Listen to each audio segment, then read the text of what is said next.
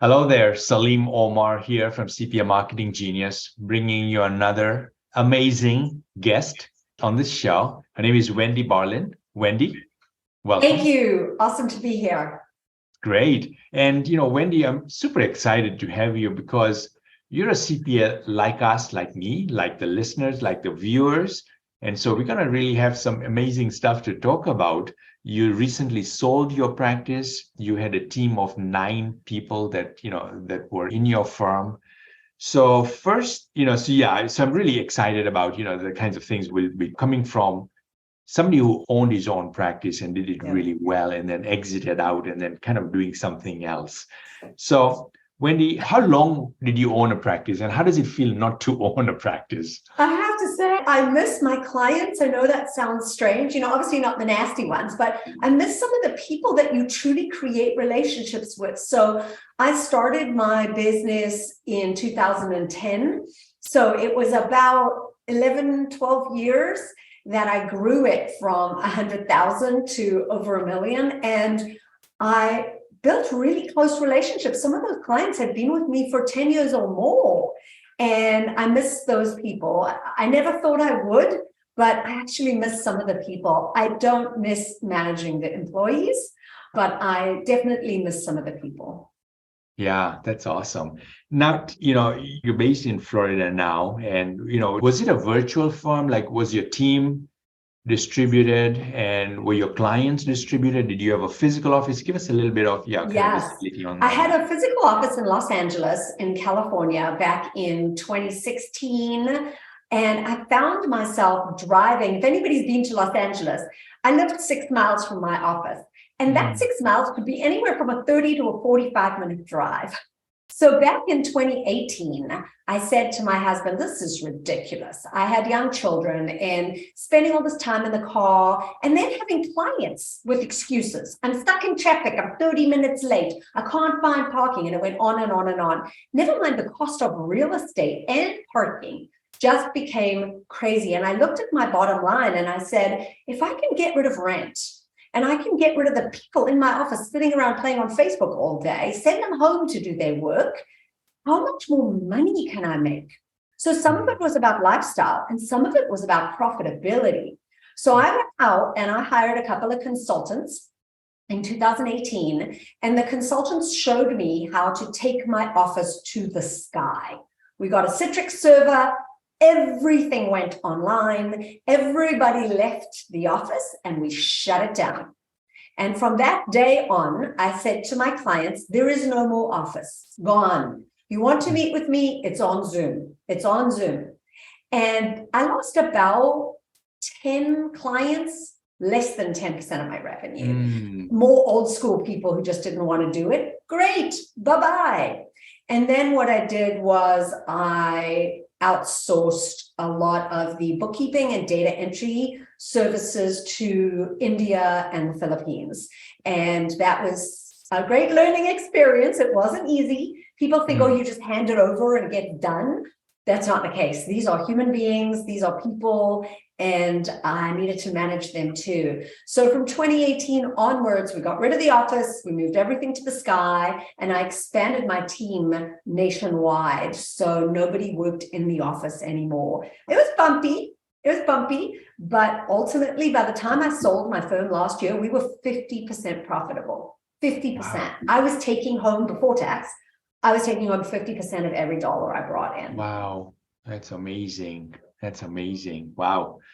Ooh, it's a big thing. There may be practitioners that are thinking about it. My own firm, Wendy, as I was sharing with you before we jumped on this, it's a physical office, beautiful office. Yes. I'm sitting in it now, and we're taking it virtual. So it is a bit nerve-wracking, right? To make sure that, it's done right. And, you're thinking about like, man, am I going to lose clients? What is it going to be like with everyone? Productivity going to get lost and so forth. So share with us like a few things that you were pleasantly surprised. You're ever the optimist, Salim. I like that. So pleasantly surprised was actually how quickly clients did transition. So there were definitely some, like I say, who just said, I'm not doing this. I want to drive to someone's office. I'm like, good, off you go. Bye-bye. So what I did to incentivize people to stay and give us a chance was I didn't raise their fees. From 2018 to 2019, I said to them, there will be no fee increase. Do this with me. Let me show you how it's going to work. No fee increase. Or go down the street to somebody else. And so I was pleasantly surprised how many people said to me, wow, Wendy, this is actually great. I'm in the room with you. I actually like that I didn't have to drive an hour and get dressed and get all fancy and look for parking and get second driving. This is great because the service that I offer and the feeling that I gave people was the same. I was not checking email while I was on the Zoom with them. I am 100% present and we're having the exact same conversation we would have had in person. And so for me, that was so positive to hear even older people say to me, wow, this is great. I'm so glad we did this. And that's when I said, you know what? This was the right thing to do. Yeah, yeah. And I would think you had, like, did you have a traditional practice in terms of the types of services you were providing? Tax return, personal tax return, business returns, corporate QuickBooks, stuff. a lot of QuickBooks data entry. We were doing a lot of bookkeeping, QuickBooks data entry. I wasn't doing reviews and compilations anymore. I kind of stopped that years ago, but we're definitely doing QuickBooks. We were doing bookkeeping every month. We were doing after the fact bookkeeping, and then we were doing all manner of tax compliance. And so that was definitely part of it, is moving it all to the sky. And I'll tell you that the pushback I hear from a lot of my colleagues, other CPAs, is, well, how will I know what my people are doing? How will I know that they're not at home watching Netflix? And I would always say to them, what do you care? What do you care? If somebody is getting their work done and they're getting it done in a timely manner and the clients are happy, what do you care if they spend an hour watching Netflix or taking their dog for a walk? We kind of have to change our mindset from being so time-driven to being results-oriented. Because I know when I ran a traditional business and I walked around the office, I would want to scream. All I saw was people playing on Facebook, people talking to their friends, people in the kitchen. And I would say to them, do you have work? Do you need work? Oh, yeah, I have. I'm busy. You don't look busy. And that used to make me crazy. Whereas now, I don't see anybody. I don't know. Are they wearing pajamas? I don't care. Here's the work. Get it done. This is what I pay you for. I take home my 50%. And that's really a mindset shift that sometimes takes some people a little longer than others to get comfortable with. Got it. Yeah. And were your employees happy with the move? Did they resist it, or were they like, yeah, this is great, Wendy, let's do it? Yeah, most of them were happy because they got a little more flexibility in their day. They didn't have to commute across the city, and yet they were getting paid the same. So I didn't reduce anybody's salaries at the time. I left them the same. What I started to do, as I had attrition for whatever reasons, I would start to hire in other parts of the country that were cheaper.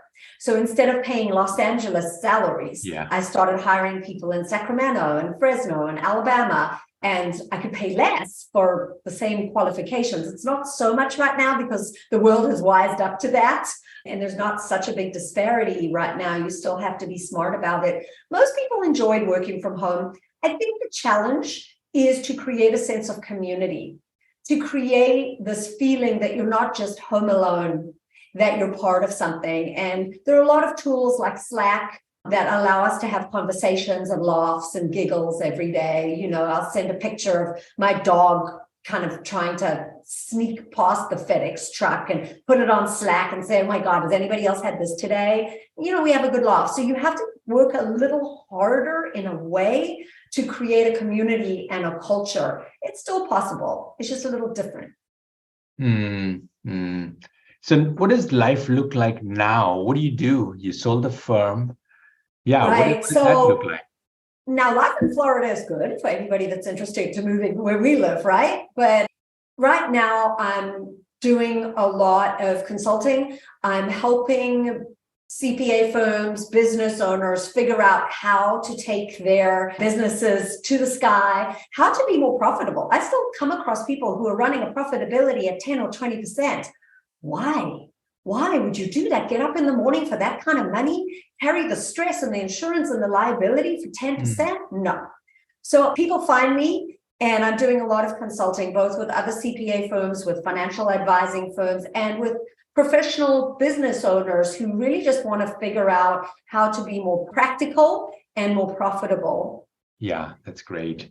So a couple of things I want to touch on before we finish off in the next 8 or 10 minutes. One is something, we spoke about earlier, was time management and, kind of running the day-to-day operation without going nuts. What are your secrets when it comes to time management? I think the best advice I ever got from a business coach, and I'm not a big fan of business coaches, by the way, because most of them have no tax knowledge like we do. And they're out there giving our clients business advice that ends up with the most awful tax consequences. Have you had that? Oh my gosh, these business coaches telling people, open in that state, sell online. They have no idea the tax problems they're causing when clients end up with us. But anyway, one time I had a business coach who was actually really good. And he said to me, Wendy, you are the heart surgeon. Have you ever called a medical specialist and said, I want to come see you today, Wendy, I need to come see you today, and have a heart specialist say, sure, what time do you want to come? Never happens. They tell you, oh, we have a spot 2 weeks from now at 9:00 on a Friday. And you go, oh, yeah, I can't that day. No. You take that spot or you die, correct. Right? Yeah. And so that is what I instilled in my business. I said, okay, this is how it goes. Mondays, the worst day for CPAs. I think we can all agree. The worst days. Phones, email, the worst day. Monday, I clear email, I answer phone calls, I work. Monday is a head down work day. I don't see clients. I don't talk to clients. Tuesdays and Thursdays, I see clients. So when a new client or even an existing client says, oh, I need to have a meeting with Wendy, my assistant was trained to only put them in on a Tuesday or Thursday. And if they weren't available on those days, find another accountant. I'm the heart surgeon. You want my help? You play my game. And they would always get the time. I was on time and they respected my time because they knew if they missed it, I had another 2 weeks to a Tuesday and Thursday, my friend. And then Wednesday, I did the work. And then Friday, I play golf. So I worked a 4-day week, Monday, Tuesday, Wednesday, Thursday, no cell phones, never respond to emails on Saturdays. I never saw a tax client, even in the busiest of tax season. Yeah. I haven't worked a Saturday since 2014 when my son was born. I said, no more Saturdays. Why do we do Saturdays? Who said accountants have to do Saturdays? And everybody said accountants work Saturdays in tax. Right. What a silly rule. Yeah. So those are the kind of time management things I put in place, very strict barriers. And I'll tell you, clients never missed appointments because they respected my time in the same way that you would not miss an appointment with your heart surgeon, would you? So I think it's not easy to do. Of course, it's not easy to do. It hurt my stomach and my heart every time I had to turn someone away because they couldn't come on a Tuesday or Thursday. I felt terrible. I'm human. But I had to protect my time and I had to build my business my way with the respect for the time and the energy that I was giving them. And I highly recommend that to anybody, even if you just want to try it in a small way. You don't have to go all in like I did because I'm an all in kind of person. But if you wanted to try it a little way and say, okay, no meetings after 3 or no meetings on Fridays. Just try it and you'll see how more productive you are in your own world and how your stress is reduced because today's a work day, today's a client day, and then it changes the way you work. That was invaluable advice from a business coach. Yeah, thanks for sharing that. That was great advice. Yeah, I think that's well received. The other thing I want to talk about before we finish off the next few minutes is packaging services. I see lots of practice owners, they're trying to do a la carte service. They're doing this for one client and they're doing that for another client and so forth. And they're going crazy because delivery becomes difficult and the fee structure and even the value proposition is varied between clients. What was your solution to getting around that? So I think it's much like the calendar in that this is my business. It's going to be my way.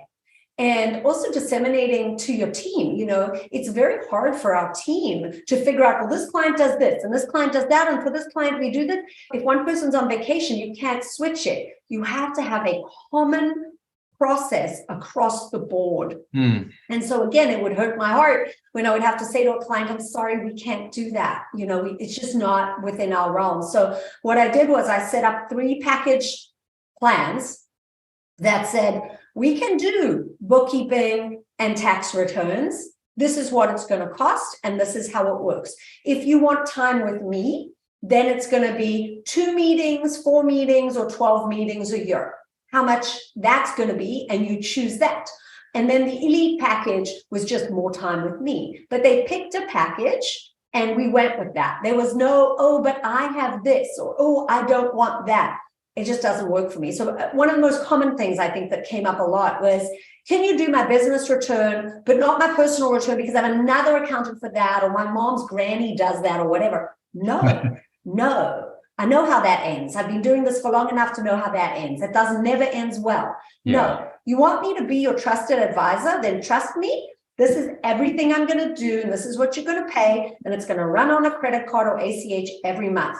So I never had the highs in tax season with all this money coming in and then trying to stratify the year and drip it in over the year. My money came in every month for 12 months. It helped my cash flow, and it helps the client because they know what their commitment is. So I think it's important for everybody to look at, what kind of work do you want to do? First of all, what do you like to do? You decide. Then you say, okay, how do we offer that to the clients so that we can make a 75% margin on it, right? We're all about a margin business. You want to make 75% margin on it. And then you look at your team and say, who are the people that are going to do the work? And then it makes their lives easier if all the work is the same. So you want to pick a niche, if at all possible, and then offer packages. It doesn't have to be 3. Research shows 3 is the easiest. I've had some clients that only offer 1. They only offer 1 service, and you're in or you're out.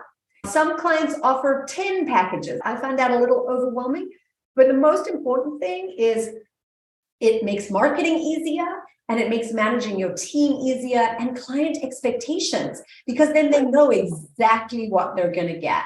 One of the things I don't know anything about was sales tax. And so I was very clear that if people were selling products, I don't know anything about sales tax. You need to go. And people would say, can you just do it? It's really very small. Mine is easy. Everybody says that, right? Oh, mine is easy.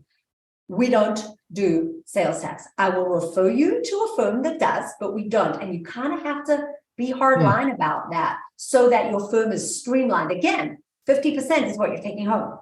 And that's my goal. 50% is what you're taking home. So I'm going to do whatever I can to build your revenue packages so that your team spend 25% on that and the rest goes home to you. And if I don't think we can get that, then we need to change the packages. Lovely. This is so good. Wendy, I'm looking at our time and just a lot of good advice that you've shared. Last bit of wisdom before we finish off. And then, of course, I want to, want you to share what's the best way for folks to reach out to you. But before that, last words of wisdom. I would say the world is changing, and we need, as CPAs, we need to change.